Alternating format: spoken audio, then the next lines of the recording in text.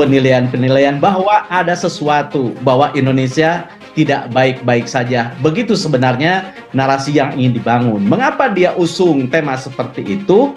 Karena koalisi ini dicap sebagai antitesisnya Joko Widodo. Karena itu yang dia usung adalah perubahan. Di sini saya tidak bicara apakah ini salah, apakah ini benar, tapi saya hanya mendeskripsikan bahwa dari keseluruhan wacana dari awal sampai akhir pidato saya lihat ada dua tema utama. Yang pertama, bahwa negeri ini penuh dengan mafia. Yang kedua, negeri ini penuh dengan ketidaksetaraan. Nah, sekarang tinggal persoalannya apakah peluru yang digunakan oleh Anies Baswedan sebagai calon presiden dari koalisi perubahan ini akan mengena atau tidak? Ini akan bergantung gitu ya. Sebab sebuah pidato politik yang diusung oleh seorang bakal calon bisa kita wujudkan lewat kesempatan yang dibuka pada saat pemilu dan Pilpres 2024 besok.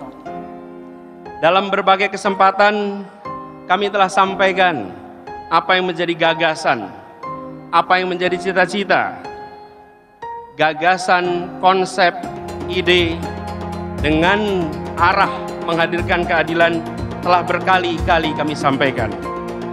Tapi kita perlu ingat bahwa gagasan ikhtiar harus diiringi dengan tawakal, harus diiringi dengan berserah diri kepada Yang Kuasa, bahwa kita sebagai manusia berusaha, tapi kita memohon kepada Yang Maha Kuasa untuk memudahkan jalan perjuangan kita.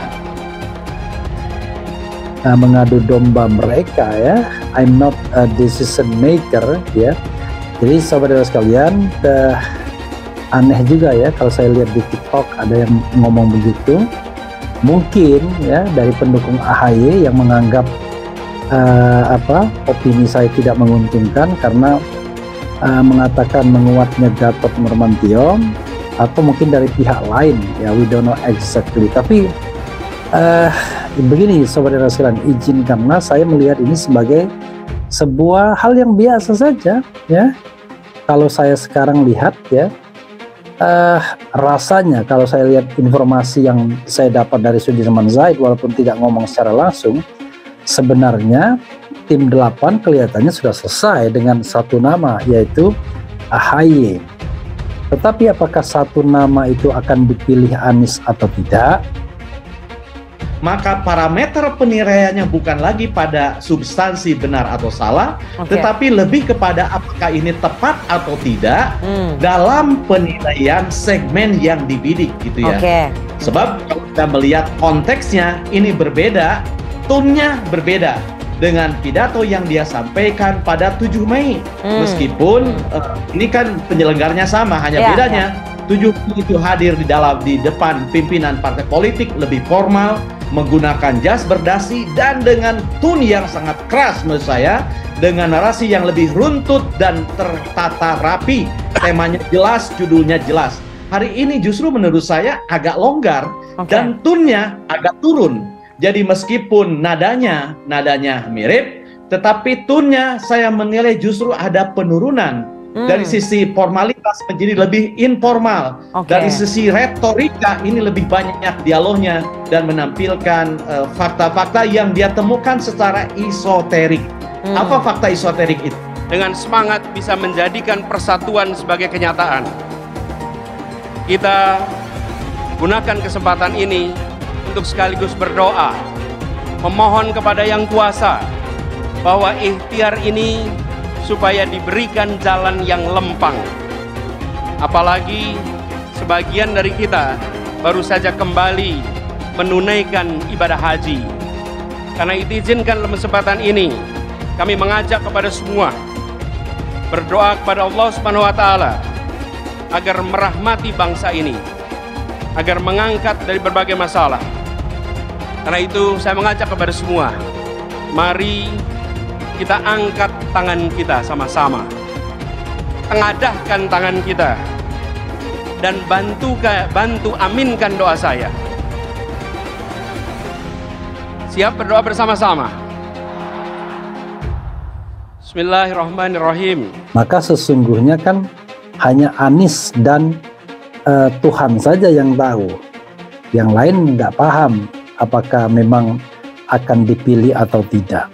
Atau misalnya ketika dia ke Mekah Al-Mukarramah untuk menunaikan ibadah haji kemarin, apakah Anies hanya membawa satu nama atau dia juga membawa nama-nama lain sebagaimana disampaikan oleh Syahganda Nainggolan, agar Anies membawa Yeni Wahid, Gatot Nurmantio, dan yang lainnya.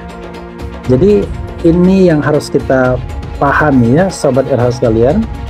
Jadi jangan sampai kemudian ini ada yang nyumbang ya, Jules. Thank you very much ya Jules. Luar biasa ya. This is my first time ada yang menyumbang ya 50 euro. Kunjungi Tanah Merah Koja, Anies Baswedan dan istri disambut teriakan takbir dan selawat. Dikutip dari warta kotalive.com, Koja, calon presiden Capres 2024 Anies Baswedan mengunjungi wilayah Tanah Merah, RW 8 Tugu Selatan, Koja, Jakarta Utara pada Jumat 14 Juli 2023. Kedatangan Anies Baswedan disambut dengan gema teriakan takbir dan selawat mahalul qiyam dari warga setempat. Dalam kunjungannya itu, Anies Baswedan didampingi sang istri Ferry Farhati Ganis, menyapa warga dan simpatisan yang telah menunggu kedatangannya. Bahkan sejumlah warga terlihat membentangkan spanduk dan kardus bertuliskan Anies Baswedan for Presiden 2024. Pantauan warta kotalive.com di lokasi, capres yang diusung Partai Nasdem itu nampak akrab bercengkrama dan saling sapa dengan masyarakat sekitar. Anies datang mengenakan pakaian muslim berwarna putih lengkap dengan songkok nasional hitam di kepala. Kami warga Tanah Merah dukung Pak Anies jadi presiden, teriak seorang ibu sambil meminta selfie. Pak Anies presiden 2024, Allahu Akbar, ucap pria lainnya. Dalam lawatannya itu dijadwalkan Anies akan melaksanakan sholat Jumat berjamaah di Masjid Keramat Luar Batang, Penjaringan, Jakarta Utara. Dalam kunjungannya itu, Anies Baswedan didampingi sang istri Ferry Farhati Ganis, menyapa warga dan simpatisan yang telah menunggu kedatangannya. Bahkan sejumlah warga terlihat membentangkan spanduk dan kardus bertuliskan Anies Baswedan for Presiden 2024. Pantauan warta kotalive.com di lokasi, capres yang diusung Partai Nasdem itu nampak akrab bercengkrama dan saling sapa dengan masyarakat sekitar. Anies datang mengenakan pakaian muslim berwarna putih lengkap dengan songkok nasional hitam di kepala. Calon Presiden Capres 2024 Anies Baswedan mengunjungi wilayah Tanah Merah, RW 8 Tugu Selatan, Koja, Jakarta Utara pada Jumat 14 Juli 2023. Dalam lawatannya itu dijadwalkan Anies akan melaksanakan sholat Jumat berjamaah di Masjid Keramat Luar Batang, Penjaringan, Jakarta Utara.